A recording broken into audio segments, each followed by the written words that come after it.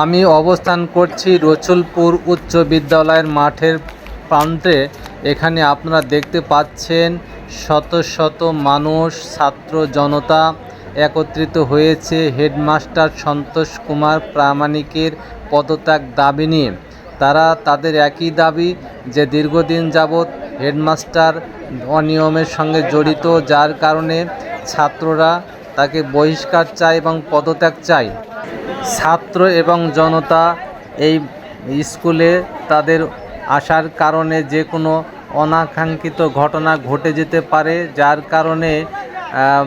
যার কারণে পুলিশ সদস্য এবং সেনাবাহিনীর সদস্য এখানে উপস্থিত হয়েছেন, যাতে কোনো অনাকাঙ্ক্ষিত ঘটনা না ঘটে। এবং যারা সেনাবাহিনীর সদস্য আছেন তাদের কথা যে ক্লাস 10-এ যেসব ছাত্র আছে তাদেরকে নিয়ে তাদের কথাবার্তা শুনে কি সমস্যা এবং হেডমাস্টারের সঙ্গে বসে একটি সমাধানের টানার চেষ্টা তারা করবেন বলে আমাদেরকে আশ্বস্ত করেছে।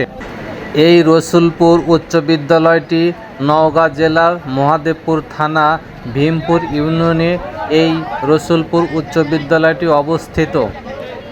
আপনারা দেখছেন।